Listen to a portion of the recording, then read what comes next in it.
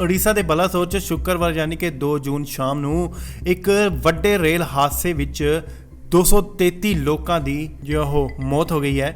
ਅੱਜ ਸ਼ਨੀਵਾਰ ਯਾਨੀ ਕਿ 3 ਜੂਨ ਦੀ ਸਵੇਰ ਤੱਕ ਰਾਹਤ ਏਜੰਸੀਆਂ ਦਾ ਬਚਾਅ ਕਾਰਜ ਜਾਰੀ ਹੈ, ਜਿਸ ਦੇ ਤਹਿਤ ਲਗਾਤਾਰ ਰੇਲ ਦੀਆਂ ਬੋਗੀਆਂ ਤੋਂ ਮ੍ਰਿਤਕ ਦੇਹਾਂ ਨੂੰ ਕੱਢਣ ਦਾ ਜੋ ਕੰਮ ਹੈ ਉਹ ਜਾਰੀ ਹੈ। ਇਸ ਦੌਰਾਨ ਸੂਬੇ ਦੇ ਸੀਐਮ ਨਵੀਨ ਪਟਨਾਇਕ ਨੇ ਇਸ ਹਾਦਸੇ ਤੋਂ ਬਾਅਦ ਸੂਬੇ ਵਿੱਚ ਇੱਕ ਦਿਨ ਦੇ ਸਰਕਾਰੀ ਸ਼ੋਕ ਦਾ ਜੋ ਉਹ ਐਲਾਨ ਵੀ ਕੀਤਾ ਗਿਆ ਹੈ। ਇਹ ਘਟਨਾ ਬੈਂਗਾ ਬਾਜ਼ਾਰ ਸਟੇਸ਼ਨ ਦੇ ਸ਼ਾਮ ਕਰੀਬ 7:20 ਤੇ ਵਾਪਰਦੀ ਹੈ।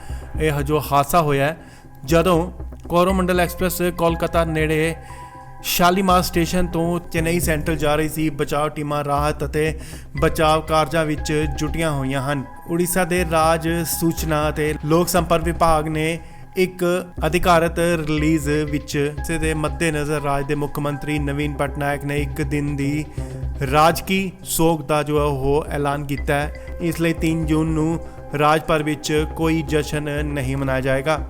ਦੱਸਦੇ ਕਿ ਬੀਤੀ ਦੇਰ ਰਾਤ ਵਾਪਰੇ ਰੇਲ ਹਾਦਸੇ ਵਿੱਚ ਕੁੱਲ 233 ਲੋਕਾਂ ਦੀ ਜੋ ਉਹ ਮੌਤ ਹੋਈ ਹੈ, ਜਦਕਿ 900 ਦੇ ਕਰੀਬ ਗੰਭੀਰ ਜ਼ਖਮੀ ਵੀ ਹੋਏ ਨੇ, ਜਿਨ੍ਹਾਂ ਨੂੰ NDRF, ਸਥਾਨਕ ਪੁਲਿਸ ਅਤੇ ਰਾਜ ਅਫਸਰ ਬਚਾਅ ਦਲ ਅਤੇ ਹੋਰ ਸਹਿਯੋਗੀ ਏਜੰਸੀਆਂ ਜਿਹੜੀਆਂ ਨੇ ਉਹ ਮੌਕੇ ਤੇ ਪਹੁੰਚ ਕੇ ਲਗਾਤਾਰ ਰਾਹਤ ਅਤੇ ਬਚਾਅ ਕਾਰਜ ਕਰ ਰਹੀਆਂ ਨੇ।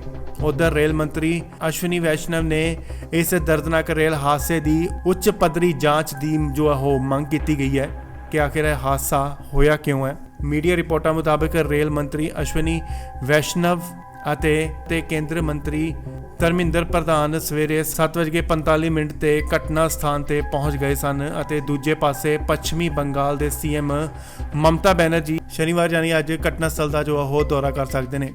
ਸੋ ਇਹ ਬਹੁਤ ਹੀ ਬੇहद ਦਰਦਨਾਕ ਹਾਦਸਾ ਹੋਇਆ ਹੈ, ਜਿੱਥੇ ਕਿ 3 ਰੇਲ ਗੱਡੀਆਂ ਆਪਸ 'ਚ ਭਿੜ ਗਈਆਂ। ਇੰਨਾ ਦਰਦਨਾਕ ਹਾਦਸਾ ਸੀ, ਇੰਨਾ ਜ਼ਬਰਦਸਤ ਹਾਦਸਾ ਸੀ ਕਿ ਇੱਕ ਰੇਲ ਗੱਡੀ ਦਾ ਜੋ ਇੰਜਨ ਹੈ ਉਹ ਦੂਜੀ ਰੇਲ ਗੱਡੀਆਂ ਦੀ ਬੋਗੀਆਂ ਦੇ ਉੱਪਰ ਹੀ ਚੜ ਗਿਆ। ਉਧਰ ਦੇਸ਼ ਦੇ ਪ੍ਰਧਾਨ ਮੰਤਰੀ ਨਰਿੰਦਰ ਮੋਦੀ ਵੱਲੋਂ ਵੀ ਟਵੀਟ ਕਰਕੇ ਸ਼ੋਕ ਦਾ ਪ੍ਰਗਟਾਵਾ ਕੀਤਾ ਗਿਆ ਹੈ। ਜਿਵੇਂ ਤੁਹਾਨੂੰ ਦੱਸ ਦਈਏ ਕਿ ਉਹਨਾਂ ਨੇ ਸ਼ਨੀਵਾਰ ਯਾਨੀ ਅੱਜ PM ਮੋਦੀ ਵੱਲੋਂ ਮੁੰਬਈ ਗੋਆ ਲਈ ਨਵੀਂ ਪਹਿਲੀ ਬੰਦੇ ਭਾਰਤ ਐਕਸਪ੍ਰੈਸ ਟ੍ਰੇਨ ਨੂੰ ਹਰੀ ਝੰਡੀ ਦਿਖਾਉਣੀ ਸੀ, ਜਿਸ ਨੂੰ ਮੁਲਤਵੀ ਕਰ ਦਿੱਤਾ ਗਿਆ, ਜਿਸ ਨੂੰ ਰੱਦ ਕਰ ਦਿੱਤਾ ਗਿਆ। ਇਸ ਹਾਦਸੇ ਦਾ ਦੁੱਖ ਪ੍ਰਗਟਾਵਾ ਕਰਦੇ ਹੋਏ PM ਨੇ ਟਵੀਟ ਕੀਤਾ ਅਤੇ ਰੇਲ ਮੰਤਰੀ ਅਸ਼ਵਨੀ ਵੈਸ਼ਨਵ ਨਾਲ ਗੱਲਬਾਤ ਕੀਤੀ ਗਈ ਹੈ। ਸਮਾਚਾਰ ਏਜੰਸੀ PTI ਮੁਤਾਬਕ ਰੇਲਵੇ ਦੇ ਇੱਕ ਅਧਿਕਾਰੀ ਨੇ ਦੱਸਿਆ ਹੈ ਕਿ ਹਾਵੜਾ ਜਾ ਰਹੀ 12864 ਬੈਂਗਲੁਰੂ ਹਾੜਵਾ ਸੁਪਰ ਐਕਸਪ੍ਰੈਸ ਦੀ ਕਈ ਡੱਬੇ ਬਹਾਨਗਾ ਬਾਜ਼ਾਰ 'ਚ ਪਟਰੀ ਤੋਂ ਉਤਰ ਗਏ ਅਤੇ ਦੂਜੀ ਟਰੈਕ ਤੇ ਡਿੱਗ ਪਏ।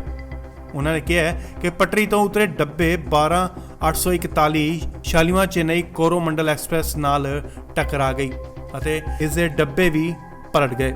ਅਧਿਕਾਰੀਆਂ ਨੇ ਦੱਸਿਆ ਕਿ ਕੋਰੋਮੰਡਲ ਐਕਸਪ੍ਰੈਸ ਦੇ ਡੱਬੇ ਪਟਰੀ ਤੋਂ ਉਤਰਨ ਤੋਂ ਬਾਅਦ ਇੱਕ ਮਾਲ ਗੱਡੀ ਵਿੱਚ ਜਾ ਟਕਰਾਏ, ਜਿਸ ਕਾਰਨ ਮਾਲ ਗੱਡੀ ਵੀ ਹਾਦਸੇ ਦੀ ਲਪੇਟ ਦੇ ਵਿੱਚ ਆ ਗਈ। ਉਧਰ ਰਾਸ਼ਟਰਪਤੀ ਦ੍ਰੌਪਦੀ ਮੁਰਮੂ ਨੇ ਪ੍ਰਧਾਨ ਮੰਤਰੀ ਨਰਿੰਦਰ ਮੋਦੀ ਅਤੇ ਰੇਲ ਮੰਤਰੀ ਅਸ਼ਵਨੀ ਵੈਸ਼ਨਵ ਤੋਂ ਲੈ ਕੇ ਉੜੀਸਾ ਦੇ ਮੁੱਖ ਮੰਤਰੀ ਨਵੀਨ ਪਟਨਾਇਕ ਤੱਕ ਇਸ ਹਾਦਸੇ ਤੇ ਦੁੱਖ ਪ੍ਰਗਟਾਵਾ ਕੀਤਾ ਗਿਆ। ਇਸ ਦੇ ਨਾਲ ਹੀ ਵਿਰੋਧੀ ਪਾਰਟੀਆਂ ਨੇ ਕਾਂਗਰਸੀ ਆਗੂਆਂ ਨੇ ਵੀ ਇਸ ਹਾਦਸੇ ਤੇ ਦੁੱਖ ਪ੍ਰਗਟਾਇਆ। ਇਸ ਦੇ ਨਾਲ ਹੀ ਇਸ ਦਰਦਨਾਕ ਹਾਦਸੇ ਸੰਬੰਧੀ ਮੁਆਵਜ਼ੇ ਦਾ ਵੀ ਐਲਾਨ ਕਰ ਦਿੱਤਾ ਗਿਆ। ਰੇਲ ਹਾਦਸੇ 'ਚ ਜ਼ਖਮੀ ਹੋਏ ਕਈ ਲੋਕਾਂ ਨੂੰ ਸ਼ੋਰੋ ਗੋਪਾਲਪੁਰ ਦੇ ਸਿਹਤ ਕੇਂਦਰਾਂ 'ਚ ਭਰਤੀ ਕਰਵਾਇਆ ਗਿਆ, ਜਦਕਿ ਲੋਕਾਂ ਨੂੰ ਬਾਲਾਸੋਰ ਮੈਡੀਕਲ ਕਾਲਜ ਦੇ ਹਸਪਤਾਲ 'ਚ ਭਰਤੀ ਕਰਵਾਇਆ ਗਿਆ।